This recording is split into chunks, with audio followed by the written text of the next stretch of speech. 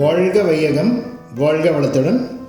My dear brothers and sisters, ஆசி பாட்காஸ்டை கேட்டுக்கொண்டிருக்கக்கூடிய சகோதர சகோதரிகள் அனைவருக்கும் வெற்றி நிச்சயம் என்று கூறிக்கொண்டு, உங்கள் வாழ்க்கையிலே மங்களகரமான ஆஸ்பீஷியஸ் சேஞ்சஸ், பாவர்ட்டி போய் ப்ராஸ்பேரிட்டி ஏற்படுறதுக்கு நேச்சர் உங்களுக்கு ஹெல்ப் பண்ணும் என்று கூறிக்கொண்டு, இப்போ நம்ம இந்த இளம் தலைமுறையினர், அதாவது யூத், அவங்க எல்லாரும் அவங்க யாருன்னு காமிக்கணும் அப்படின்னு நினைக்கிறாங்க. நம்ம யாருன்னு நம்ம அதுக்கு உண்டான செயல்திறனை, ஸ்கில்ஸை நம்ம செட் பண்ணி ஸ்கில் டெவலப்மெண்ட் பண்ணும்போது அது தெரிஞ்சு தான் ஆகும். பை ப்ராடக்ட் அது. நம்மளாக போய் யாருன்னு தெரிய வைக்கணும்னு பேசி புரிய வைக்கணும்னு போகிறது, அது சில நேரத்தில் அது நமக்கு தலைக்குனிவை ஏற்படுவதற்கு வாய்ப்பு இருக்குது. அதனால் நம்ம சுயத்தை வளர்த்து கொண்டே போகணும். நம்மளை யாரும் அங்கீகாரம் பண்ணலன்னா வருத்தப்பட வேண்டாம். ஃபுல்லாக நம்ம அந்த ஃபைனல் இதை அச்சீவ் பண்ணும்போது, ஃபைனல் இதை ரீச் பண்ணும்போது, அதை அதனுடைய மறுபக்கமாக பாராட்டுதலையும் புகழையும் அந்தஸ்தையும் நம்ம பெறுவோம். ஜென் ஸ்டோரியில் ரொம்ப முக்கியமான ஒரு ஸ்டோரி ஒன்று இருக்குது. அதில் என்ன அப்படின்னு பார்க்கும்போது, ஒரு அரசர் அவருக்கு வில் பயிற்சி இதிலெல்லாம் அம்பு இதெல்லாம் ரொம்ப இன்ட்ரெஸ்ட் உள்ளவர். அவர் நிறைய பேர் அந்த நாட்டில் இப்படியெல்லாம் பண்ணுறாங்கலாம் வாட்ச் பண்ணிக்கிட்டு இருக்காரு. அதில் ஒருத்தன் என்ன பண்ணுறான், பயங்கரமாக இருக்கவன் பண்ணுறது, கண்ணை கட்டிக்கிட்டு அடிக்கிறான். கண்ணை கட்டிக்கிட்டு வானத்தில் போகிற பறவை அடிக்கிறான். அப்படிலாம் அடித்த அவர் பார்த்து ரசிச்சுட்டு வந்துடுறாரு. ஒரு நாள் அரண்மனைக்கு வரான். அரண்மனைக்கு அரசே, என்னையை பற்றி உங்களுக்கு தெரியும், ஆனால் இந்த தேசத்தில் மிகச்சிறந்த வில்லாளி என்று சொல்லி நீங்கள் அறிவிக்கணும். அப்படி அறிவிக்கிருப்பீங்கன்னு நான் நினச்சேன், ஆனால் நீங்கள் எதுவுமே பண்ணலை. அதனால் ஒரு விழா மாதிரி எடுத்து இதை நீங்கள் அறிவிக்க வேண்டும் என்று சொல்கிறார். அவர் சொல்கிறாரு, சரிதான், நான் நினச்சிக்கிட்டு தான் இருந்தேன். அவர் சொல்கிறார், சாரி மாதிரி சொல்லிவிட்டு அப்பாலஜிஸ் கேட்டு, நான் அதை காலம் தாழ்த்திட்டேன், உனக்கு சீக்கிரத்தில் பண்ணணும் அப்படின்னு சொல்லும்போது, அரசருக்கு சின்ன வயசுலேருந்தே கூட இருந்த ஒரு வேலைக்காரர் இருக்கார். வேலைக்காரர் தான், மந்திரி கிடையாது, வேலைக்காரர். அவங்க அப்பா அவரை பார்த்துக்கிறதுக்காக கூட போக சொல்லுவார். வெளியே போகும்போது கூட போக சொல்லுவார். படுக்கும்போது தூங்கும்போது சாப்பாடு பரிமாறுறது எல்லாத்துக்கும் ஒரு வேலைக்காரர். அரசர் இறந்ததுக்கப்புறம், அவங்க அப்பா இறந்ததுக்கப்புறம் இந்த இளவரசர் அரசராகிறாரு. அவரை பக்கத்தில் எப்போவும் அரண்மனையில் கீழே உள்ள சிம்மாசனத்துக்கு கீழே உள்ள ஒரு சேர் போட்டு உட்கார வச்சுருக்கார். அவர் கீழே குனிஞ்சுக்கிட்டு சிரிக்கிறார். அவரை பார்த்து விழா எப்போ நம்ம ஆரம்பிக்கலான்னு ஏதாவது டிஸ்கஷன் பண்ணலான்ட்டு கேட்குற போது, மந்திரி இவங்களெல்லாம் பார்த்து கேட்கும்போது இவர் சிரிச்சுக்கிட்டு உட்காந்துருக்காரு குனிஞ்சுக்கிட்டு. அப்போ என்ன, எதுக்காக நீங்கள் சிரிக்கிறீங்க அப்படின்னு கேட்குறாரு. நீங்கள் இவரை விட சிறந்த வில்லாளியை நீங்கள் பார்க்கல, நான் பார்த்துருக்கேன் அப்படின்றார். இல்லை, இவர் நீங்கள் பார்க்கலையா? அவர் அந்த இடத்துல அவையில் நம்ம ஒரு நாள் பார்த்தோமே, அன்னைக்கு இவர் மாதிரி யாரும் பண்ணலையே. அவர் கண்ணை கட்டிக்கிட்டே டார்கெட் எது சொன்னாலும் அடித்தார் அப்படின்னு கேட்குறாரு. இது ஒன்றுமே கிடையாது இவர் பண்ணது. இதுக்கு மேலே ஆள் இருக்காங்க. உங்கள் அப்பா காலத்தில் அவர் இருந்தார். இப்போ அவர் கையில் வில்லெல்லாம் எடுக்கிறதில்ல. ஆனால் அவரோட கம்பேர் பண்ணும்போது, ஒப்பிட்டு பார்க்கும்போது இவங்க ஒன்றும் இல்லை. அவர் ஒரு மலைப்பாங்கான இடத்துல தனிமையில் இருக்கார் அப்படின்னு சொல்கிறார். இவர் அங்கே போய் அவரை பார்த்து பேசிட்டு இங்கே வர சொல்லுங்கள்.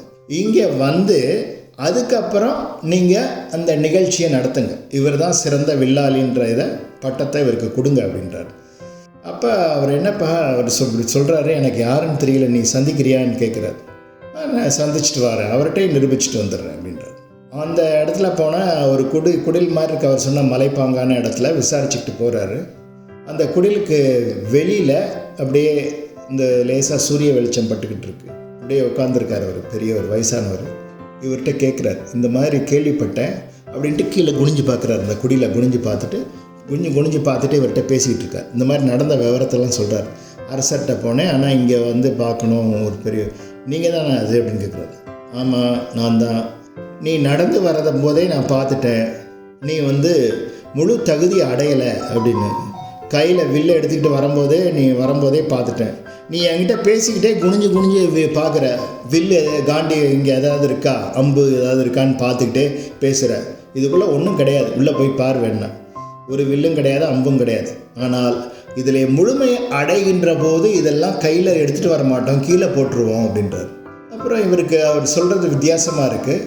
நீ இரு, காலையில் நான் பக்கத்தில் அந்த மலைப்பாங்கான இடத்துக்கு கொண்டு போகிறேன்றார். மலைப்பாங்கான இடத்துக்கு அழைத்து செல்கிறார். உச்சத்துக்கு போகிறார், பீக்குக்கு போகிறார். இவருக்கு பீக்குக்கு போக அந்த பக்கம் பார்த்தா அதில் பாதாளம். இந்த பீக்கில் வந்துட்டு ஒரு இடத்துல வந்துட்டு ராக் வந்து கூர்மையாக இருக்குது. அது மேலே ஒத்த கால் தான் வச்சு நிற்க முடியும். அது மேலே ஏறி அந்த பெரியவர் நிற்கிறார். அதுக்கு கீழே பலாயிரம் அடி அதில் பாதாளம். விழுந்தால் எலும்பு கூட தேராது. அது மேலே ஏறி நின்றுக்கிட்டு இந்த வில்லாளியை அங்கே கூப்பிட்றாரு. மேலே வா அப்படின்னு கூப்பிட்றாரு.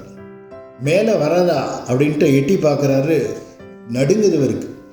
மேலே வந்து என்னுடைய ஒத்த கால் மேலே உன் காலை வச்சு நில்லு அப்படின்றார். அப்போ அவர் வந்து கதறி அழுகிறார். கீழே விழுந்து கும்பிட்றார். நான் தற்கொலை செய்து கொள்வதற்காக இங்கு வரவில்லை. இப்போ ஒன்று நான் பாதிக்கப்படுவேன், அல்லது நம்ம ரெண்டு பேருமே இதுவாகும்.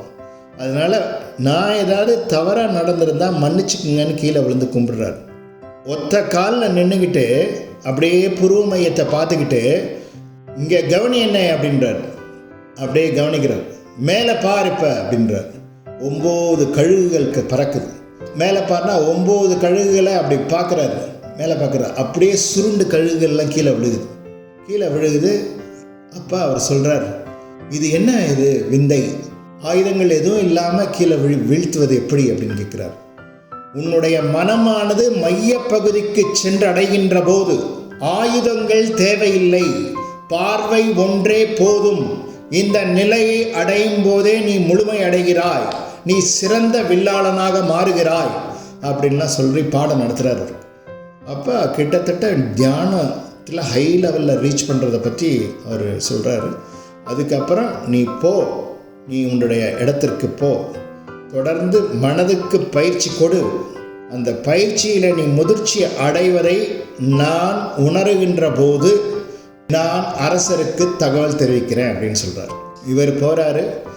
நாட்கள், பெரிய கதை அப்படியே போய்கிட்டே இருக்கும். நான் சுருக்கமாக சொல்கிறேன். நாட்கள் உருண்டு ஓடுகிறது. அந்த பெரியவர் உலகத்தின் தலை சார்ந்த முதன்மையான வில்லாளி. அப்படியே அவருக்கு மரணம் நெருங்குகிறது. அப்போ அவர் மகனை கூப்பிட்றார். அவனும் சிறந்த வில்லாளி. இங்கே ஒருத்தன் வந்தான், அவன் இந்த தேசத்தில் இந்த இடத்துல இருக்கான், அவனை போய் பார், அவனுடைய நிலை என்ன என்பதை நீ அறிந்துவான்னு சொல்கிறார். அவர் அப்போ வில்லு எதுவும் எடுக்காமல் அப்படியே தனியாக அதை வெளியில் மாட்டி வச்சிடுறாரு. வீட்டுக்குள்ளே உட்காந்துருக்காரு, தியானத்திலே இருக்கார். அப்போ அவர்கிட்ட போய் பேசுகிறார். இந்த வெளியில் இருக்க இந்த வில்லெல்லாம் நீங்கள் யூஸ் பண்ணதானன்னு அந்த பையன் கேட்குறாரு. அதற்கும் எனக்கும் எந்த சம்பந்தமும் இல்லை, ஒரு காலத்திலே பயன்படுத்தி இருக்கலாம் அப்படிலாம் சொல்லி அவர் பேசுகிறது ஃபுல்லி டிட்டாச்சாக இருக்குது. அப்புறம் அவங்க அப்பா கிட்ட போய் சொல்கிறாரு அவருடைய நிலை என்ன, அவர் பாடி லாங்குவேஜ் எப்படி இருந்தது, ஐ கான்டாக்ட் எப்படி இருந்தது எல்லாம் சொல்கிறார். பிறகு அதை அவர் அரசருக்கு இப்போ தான் அவர் அந்த நிலையை அடைஞ்சிருக்காரு, நீங்கள் அறிவிக்கிறதுனா அறிவிக்கலான்னு சொன்னால் தான் அந்த கதை முடியும். அதனால் நாம் நம்ம யாரோ நீங்கள் டைரக்டர் ஆகணும்னு நினச்சாலும் சரி, அல்லது சிறந்த மருத்துவர் ஆகணும்னு நினச்சாலும் சரி, சிறந்த அரசியல் தலைவராகணும்னு சரி, என்னை எல்லாரும் அங்கீகரிக்கணும் அப்படின்ற ஆசையை வேண்டாம். அதுக்கான தகுதியை நாம் வளர்த்து கொண்டே போக வேண்டும். அந்த தகுதியை வளர்ப்பதற்கு என்ன செய்ய வேண்டும் என்பதை பார்க்கும்போது பேசுவதை குறைத்து உள் உரையாடல் எப்படி இருக்கிறது, நம்முடைய உள் உரையாடல் இன்னர் டாக்ஸ் அண்ட் டயலாக்ஸும் பாசிட்டிவாக இருக்கா, இந்த இன்னர் டாக்ஸ் அண்ட் டயலாக்ஸும் மேன்மைப்படுத்தக்கூடிய வகையில் இருக்கான்னு பார்க்கும். அதை சரி செய்து கொண்டு நாம் நம்மை உயர்த்தி கொண்டே வர பயிற்சியை நம்ம உடலுக்கும் மனதுக்கும் பயிற்சி அளித்து கொண்டே வர சாதாரணமாக நம்ம ஊரில் பேசும்போது சில சொல்லுவாங்க, மரம் படுத்தா வவ்வால வான்னு யாரும் கூப்பிட வேணாம் அப்படின்னு சொல்லுவாங்க. அந்த மாதிரி இந்த மலரும் போது அதனுடைய நறுமணம் என்பது அந்த தோட்டத்திலேருந்து வெளியே வரதான் செய்யும். அது மாதிரி மலர்வதும் நறுமணம் வருவதும் பழங்களை தேடி வெளியிலே இருந்து பறவைகள் வருவதும் யாரும் செய்கின்ற ஏற்பாடு அல்ல, தனி மனிதர்கள் செய்கின்ற ஏற்பாடு அல்ல. அதைத்தான் இன்றைக்கி நிறைய பேர் அவங்களுக்கு போஸ்டர்லாம் அடித்து ஒட்டிக்கிறாங்க, அவங்களுக்கு விளம்பரத்தை தேடிக்கிறாங்க. அதெல்லாம் நிற்காது, அது காலத்தால் காணாமல் போய்விடும். அது ஒரு பைத்தியக்காரத்தனமான வேலை என்பதை அவர் மரணப்படுக்கையிலே இருக்கும்போது சிலர் உணர்வார்கள், சிலர் அப்போதும் உணராமல் போய் சேர்ந்து விடுவார்கள். அதனால் இந்த மாதிரி சிறிய நேரோவை நம்ம திங்க் பண்ண வேண்டாம்.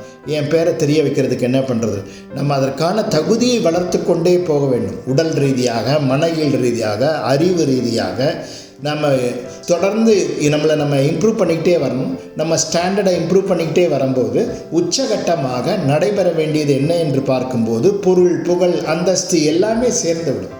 ஆகையால் எதையும் அங்கலாய்ப்பு கொள்ள வேண்டாம், யாரையும் ப்ளேம் பண்ண வேண்டாம். இவங்க என்னை தடுத்துட்டாங்க அப்படின்லாம் சொல்ல வேண்டாம், யாரையும் கிரிட்டிசைஸும் பண்ண வேண்டாம். நம்ம வளர்ச்சியில் நம்ம கவனமாக இருப்போம்.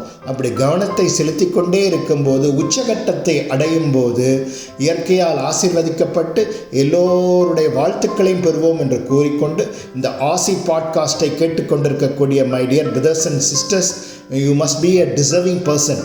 நீங்கள் தகுதி வாய்ந்தவர்களாக மாற வேண்டும். அதற்கான செயல்திறனை வளர்த்து கொள்ளுங்கள், ஸ்கில்லை டெவலப் பண்ணிக்கங்கன்னு சொல்லி வாழ்த்தி நிறைவு செய்கிறேன். வாழ்க வளர்த்து. ஆசி podcast by M.S. Ravishankar Raja.